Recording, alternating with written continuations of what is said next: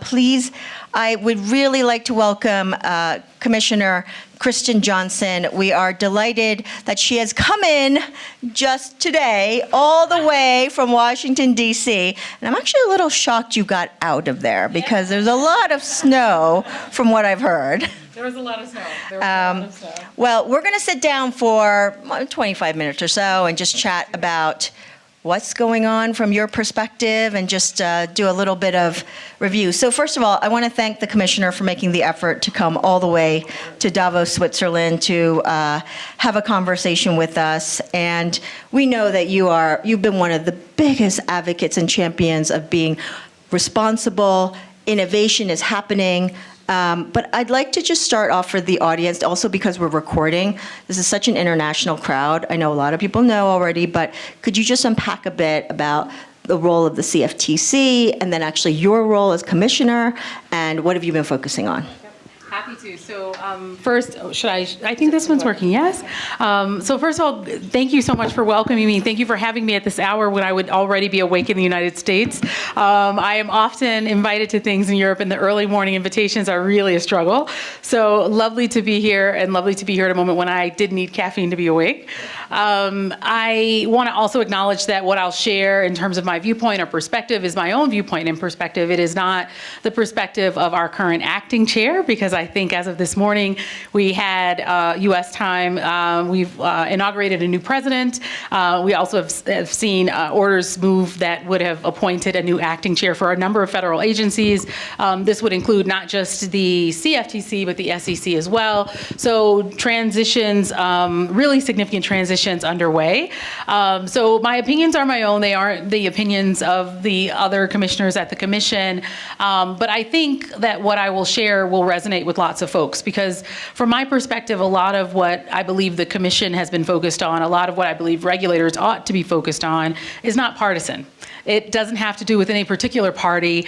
I believe market structure, market integrity, market stability are core values that don't have a particular political party alignment. I think when the economy is strong and doing well, and when the global economy is strong and doing well, it is a rising tide that lifts all boats. And so when I think about innovation, I know that there is tremendous potential for innovation to contribute to that.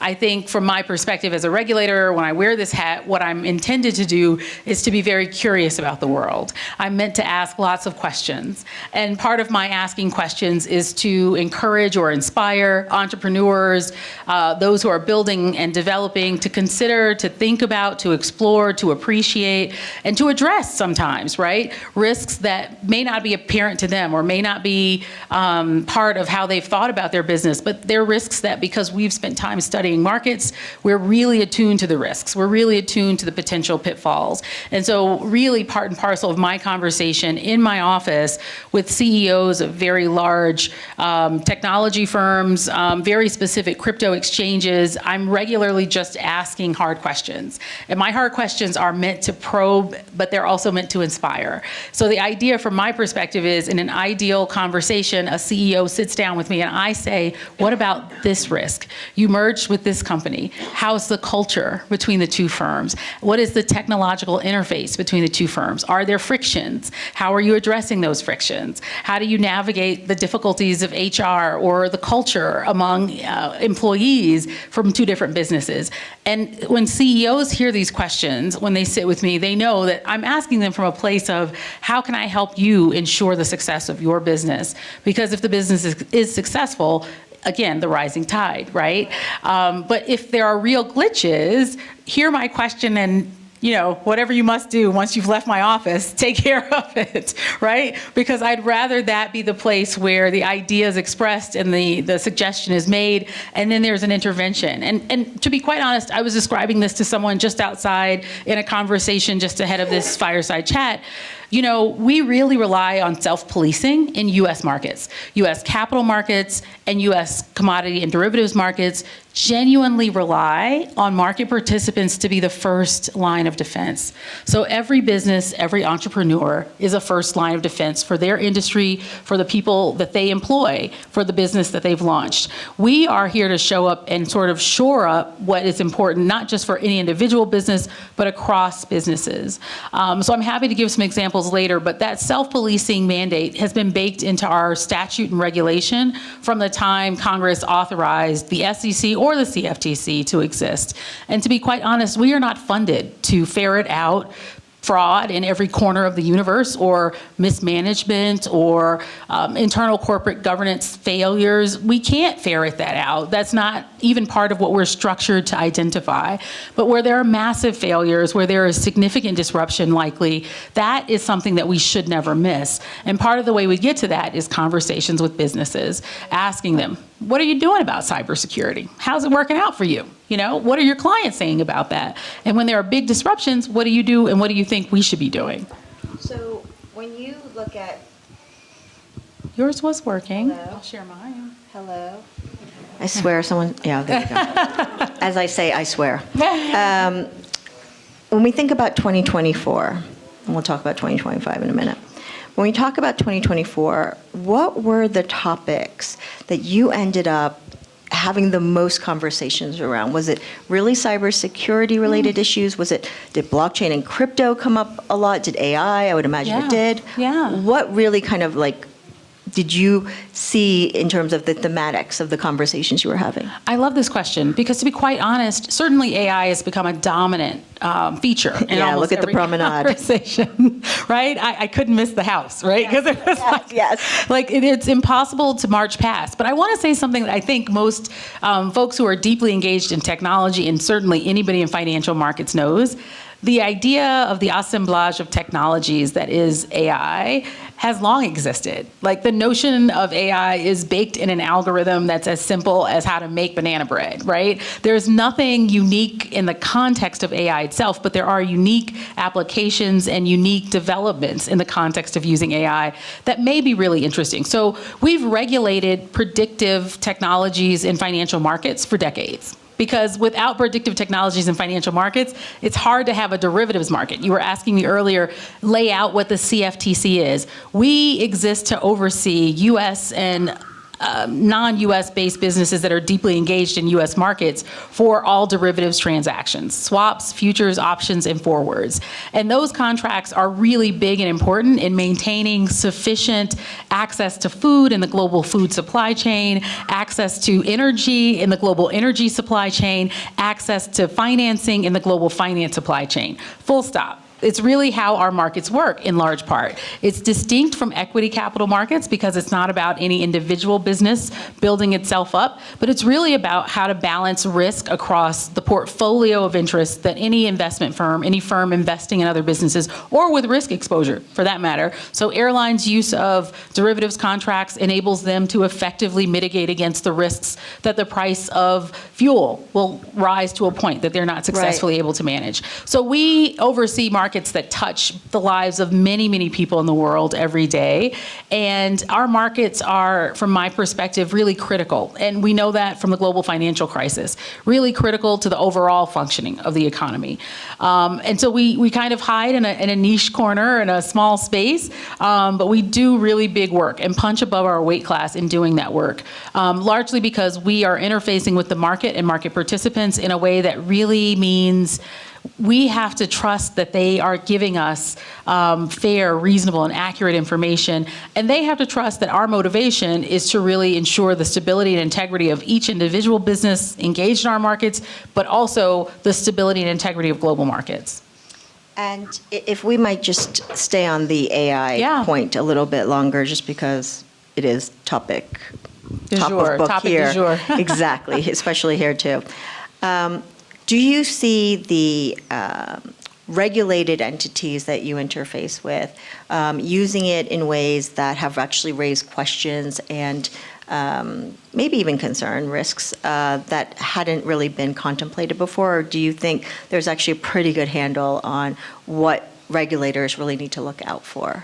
Well, I think, to be quite honest with you, we aren't perfectly sure how exactly every firm that has integrated some version of, I'm going to say, generative AI specifically, might have integrated that technology. So I think we're at a much more fundamental place in the conversation where in the moment, the goal really is a dialogue.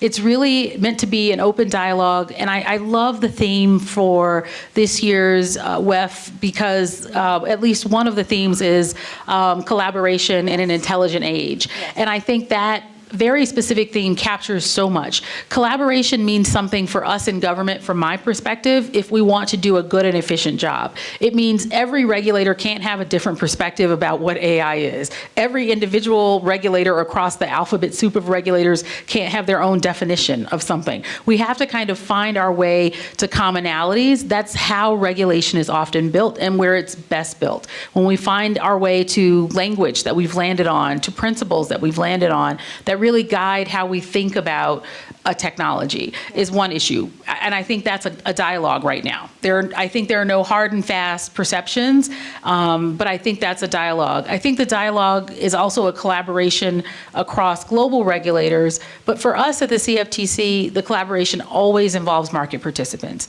There's no way for us to know how businesses might integrate this technology without the businesses sharing with us. We're trying this, we're experimenting with this. And to a certain extent, I feel like I can appreciate from having been on the other side of the table that that's a little concerning. It makes you a little bit nervous.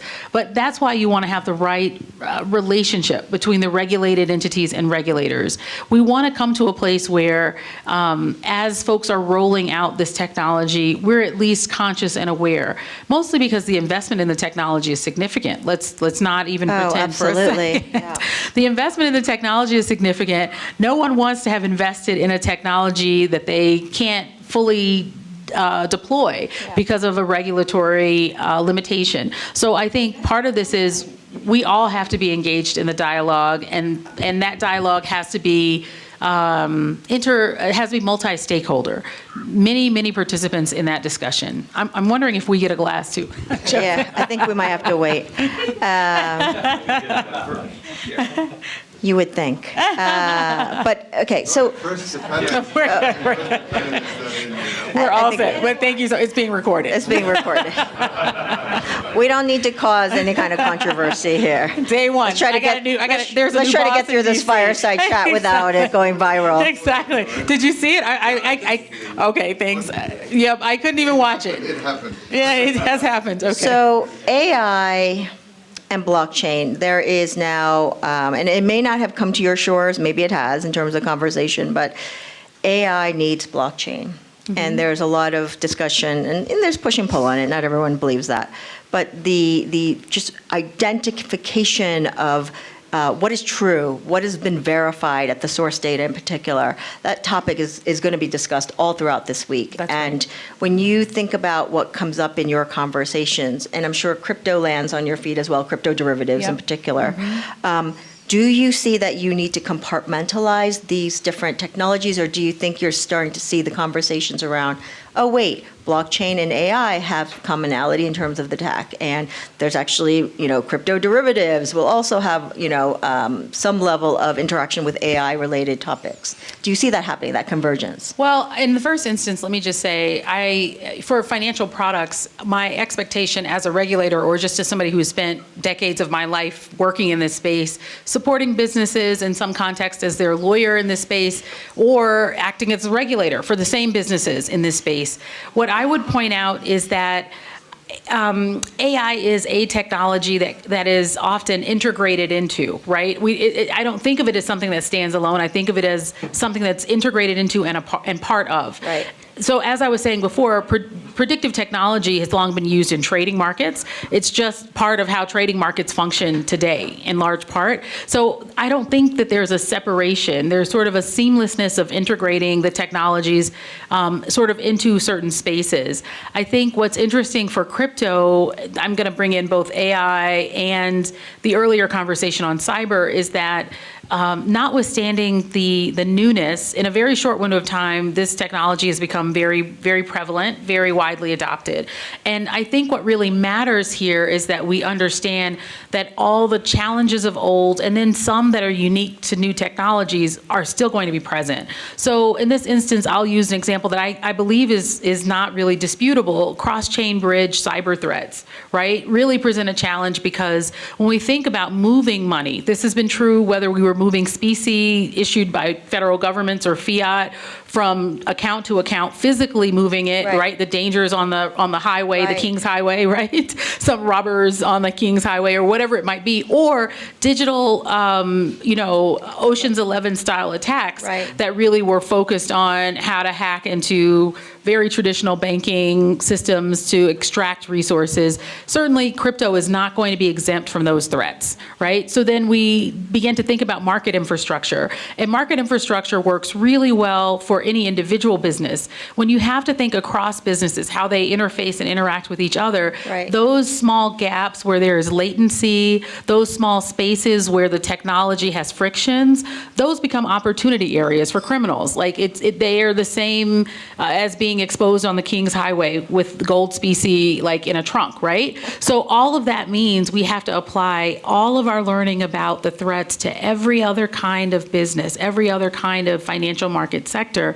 We have to be able to use that lens to look at crypto in its novelty and begin to think about, well, how would that play out here? And to best protect that market, to be quite honest with you, market participants really must come together and they must find a pathway to smooth some of those frictions. There has to be collaboration from within. We can do a lot externally in terms of regulation. We can impose obligations on custodial relationships. If you custody somebody's money, we want to know where the money is. It's not yours, tell us where it is. That seems like a basic premise. And largely that premise exists because in the event of a bankruptcy, we just want the customers to get their money back. The business will have to set up its own default management. It will have to navigate with its equity investors. But for the customers of the business, we like to believe no matter the business, no matter the product, if you're custodying funds, you have to be able to produce those funds or explain where those funds are. And we have limitations on what you can reinvest those funds in. And that's largely because on any given day, every business is potentially exposed to a run on the business. If the customers all show up asking for their money back, could the business respond to that run? So the foundational level of infrastructure-based regulation, we can impose that. That will come. I don't think it's partisan either because I think everybody likes to see an orderly market. And this is what contributes to an orderly market. However, getting to the harder questions, the way the larger industries have navigated this is that they have come together in moments of default when a business is failing. Here I'll reference long-term capital management. Here I'll reference Lehman Brothers. Though it did still fail, there were conversations. I was working at the time of Lehman Brothers' failure at JP Morgan. There were conversations with the most senior executives of the largest financial institutions. Is there a way that the private sector can intervene to mitigate the likelihood of Lehman's bankruptcy? It has to begin with the industry. The industry has to be committed to the success and stability of the market. There's no alternative. It is internal. It is internal corporate governance and hygiene. It is doing the things that you must do to have a successful business. You need a board that is competent. You need independent directors who will point things out that might not be comfortable, but that are very important. All of that corporate internal hygiene is important, but also the engagement across the industry has to foster stability and integrity in the industry. Absent that, it becomes very difficult because there's a certain part of this that we're not regulating for the banking industry, that they are actually engaged directly with one another, even in a tank of sharks, right? They've figured out, like, we have to collaborate on certain things. And do you think, and I know I'm putting the crypto industry in the hot seat, but do you think the crypto industry has done a good job of doing that very thing, which is to come together as industry and have one voice and to come up with standards and solutions and frameworks? I don't know, but I'll tell you it's necessary. And I know that it's necessary because when businesses are done really well, I'll give you another great example. In the swaps context, the market that we regulate, ISDA, was one of the trade associations that launched a set of contracts that you made for uniform trading of certain types of a certain type of product. I'm suggesting that because it began with discussion around a master agreement. simple terms that everybody would use, back to my earlier point.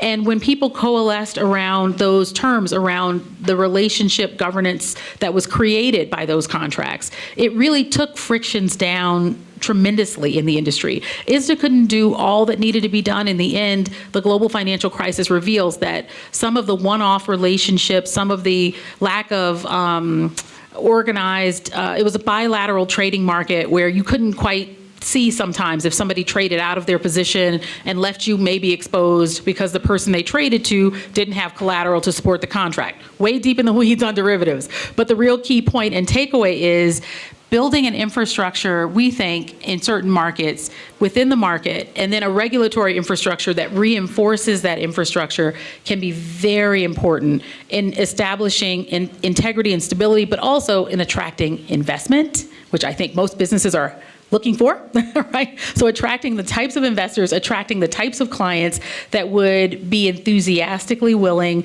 to contribute their funds for purposes of fundraising or open their portfolios for purposes of inviting in someone from the outside that might service them in particular ways. So I think there's a lot of ground that can be gained from the industry working within internally to build out some solutions to some of these questions.